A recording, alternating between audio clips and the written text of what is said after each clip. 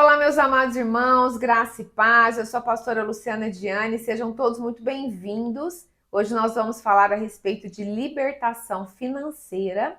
Mas se você não está inscrito no canal ainda, se inscreva no canal, deixe o seu like, faça os seus comentários e compartilhem esse vídeo. Bom, o título é: Quer se livrar da escassez financeira? Então siga esses passos. A escassez financeira tem uma raiz, como tudo na vida. O Senhor nos criou para que nós vivêssemos plenos, abundantes e prósperos aqui nessa terra. Em João 10:10 diz assim: O ladrão vem para matar, roubar e destruir. Eu, Jesus falando, vim para trazer vida e vida com abundância. Então, o Senhor nos criou para que nós sejamos plenos e abundantes nessa terra. Porém, quando existem pecados em aberto, isso atrapalha, isso impede o agir de Deus na vida do homem ou da mulher. E o que vem a ser o pecado? O pecado é o rompimento de um ou mais princípios ou mandamentos da palavra do Senhor, certo? E aí vai então o primeiro passo. Se você não está prosperando é porque tem pecados te impedindo. E quais são os pecados que impedem a prosperidade financeira?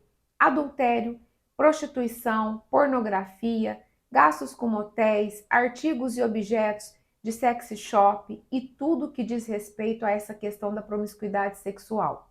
Também jogos de azar, loterias, rifas, bingos e todo tipo de jogo. Todo tipo também de pequeno furto, desde uma caneta ou uma borracha que você pegou lá do seu amiguinho quando você estava na escola e depois acabou não devolvendo, até situações um pouco mais graves, de roubos, de pequenos furtos, comprar e não pagar, pegar emprestado e não devolver, pirataria, comprar produtos falsificados, tirar cópia de livros, CDs, DVDs sem a autorização do autor, investimento nas trevas através da compra de bebidas, cigarros, jogos, práticas de ocultismo, trabalhos para entidades, simpatias, oferendas, abortos. Tanto quem praticou ou quem pagou, ou aquela pessoa que comprou um remédio abortivo, inclusive a pílula do dia seguinte, que é abortiva, ou de repente a pessoa não fez nada disso, mas ajudou, facilitou uma pessoa a praticar o aborto. Isso tem um contexto de cumplicidade. E quando a pessoa é cúmplice do pecado do outro, ela vai receber na vida dela as mesmas consequências do autor do pecado, certo? Também desonra aos pais. A Bíblia fala: honra pai e mãe para que te vás bem e os seus dias sejam prolongados na terra. Práticas da nova era. Eu não vou entrar nesses méritos agora, não vou falar as práticas, são muitas, mas eu tenho um vídeo aqui no meu canal do YouTube que eu falo sobre muitas práticas da nova era, tá? Então vai lá e assista. Idolatria também. Então, se você em algum momento foi envolvido com alguma dessas práticas, no final você vai entender o que você tem que fazer. Segundo passo: quando não há cumprimento dos princípios bíblicos de prosperidade financeira. Quais são eles? Dízimos, primícias e ofertas, esses são os principais. O dízimo, na verdade, é 10% de tudo aquilo que o Senhor coloca nas suas mãos. O dízimo você está devolvendo um bem, uma bênção que o Senhor coloca na sua mão, porque é o Senhor que nos dá todas as coisas, então nós devolvemos 10% do dízimo, certo? O dízimo ele é entregue para a igreja onde você congrega ou para o ministério de onde você tem se alimentado espiritualmente. Primícias. As primícias é um dia de trabalho. Como assim, pastora? As primícias você vai somar toda a tua renda durante o mês e aí você soma tudo e divide por 30. Uma parte são as primícias. Por exemplo, vamos dar um exemplo bem prático e bem fácil. Se chegar no final do mês, você ter você ganhou entre todas as rendas R$ 900. Você divide R$ 900 por 30 e você vai encontrar R$ 30. R$ 30 são as primícias, ok? Nesse exemplo que eu te dei de R$ 900. É só um exemplo para você ter uma compreensão melhor. As primícias não é o mesmo que dízimo e você não dá as primícias para a igreja. As primícias é para o pastor, certo? Um pastor que tenha o entendimento desse conteúdo das primícias, porque ele vai receber e ele vai orar de forma correta para você, ok? E as ofertas? As ofertas, elas têm um contexto onde Deus vai tocar no coração do homem ou da mulher. O Senhor vai tocar no seu coração a respeito do valor que é para você ofertar. E aí sim, as ofertas você pode tanto dar para a igreja, como para um pastor, ou para um missionário, ou para aquela pessoa que o Senhor te direcionar. As ofertas, elas são, né, nesse caso eu estou falando de ofertas voluntárias, ou seja, não tem um valor específico no caso dessas ofertas voluntárias que eu estou falando aqui. O dízimo e as primícias têm um percentual certo e tem um endereço certo. As ofertas você vai fazer aquilo que Deus tocar o seu coração e vai direcionar para o local que Deus também te direcionar, certo? Então, se você não tem cumprido esses princípios ou não tem cumprido um ou outro, você tem que se atentar a isso também. Terceiro passo, administração financeira. Nós não podemos ignorar isso. Mesmo que você tenha cumprido todos os princípios de prosperidade, que foram esses que eu acabei de te falar, e mesmo que você não tenha nenhum pecado em aberto, se você gastar mais do que você ganhar, ali você vai ter um déficit, e esse déficit vai te provocar, vai te causar uma dívida, certo? Então eu te aconselho a você fazer uma planilha, não precisa ser nada bem elaborado, pode ser uma coisa mais simples, ou também pode ser feito algo no computador do jeito que você quiser. Mas anota o que você ganha e o que você gasta. Você precisa ter esse controle, certo? E agora você pode me perguntar, pastor, e como é que nós vamos resolver isso? Tá. Primeiramente, você precisa confessar e se arrepender para um pastor ou um líder, tá, da sua confiança, que tenha o entendimento, o conhecimento do mundo espiritual. Esse pastor, ele precisa entender de cura e libertação, precisa entender essa linguagem, ter esse entendimento. Aí você vai confessar esses pecados para ele, se arrepender, e ele então vai desligar esses pecados do mundo espiritual da sua vida, certo? Esse princípio de confessar aos homens está em Tiago 5,16, ok? E depois que você fez isso, você vai fazer uma oferta remissiva por esses pecados, ou você vai levantar um altar remissivo, ou fazer uma oferta pela culpa, que é a mesma coisa, só muda a nomenclatura. Por quê?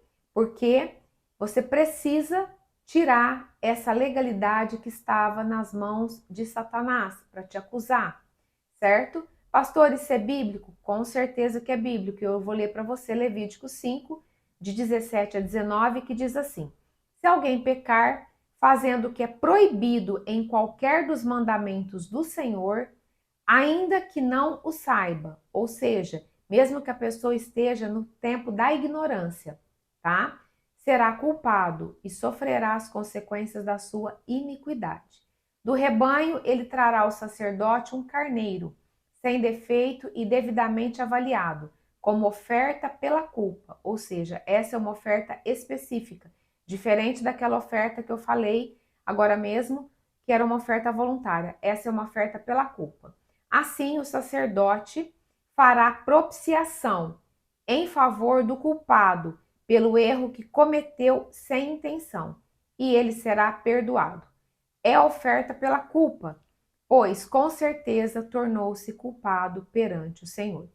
Então, essa oferta é uma oferta específica para remir, para resolver os pecados que você cometeu, que foram qualquer um daqueles pecados que eu mencionei, certo? Mas depois você pode me perguntar, e eu sei que muitas pessoas têm essa dúvida, pastora, mas Jesus não morreu pelos meus pecados? E a resposta é sim. Jesus morreu pelos nossos pecados e perdoou os nossos pecados, as nossas transgressões e as nossas iniquidades. Porém, o que o Senhor não removeu foi a culpa do pecado, que são coisas distintas, certo? Você já deve ter ouvido falar que Deus ele perdoa, mas ele não remove a consequência do pecado. E é disso que nós estamos falando aqui, certo? Você precisa fazer essa oferta para remover a culpa do pecado, se você quiser ter a vida abundante. Por quê? Porque a salvação é uma coisa, a vida abundante é outra. Se você de repente está numa igreja, você entregou a sua vida para Jesus, foi batizado nas águas, agora frequenta uma igreja, você está salvo. Só que se você quiser vida abundante, você precisa seguir esses princípios. De repente pode surgir uma outra dúvida. Pastora, mas será que tem alguma coisa referenciando isso no Novo Testamento? E a resposta é sim.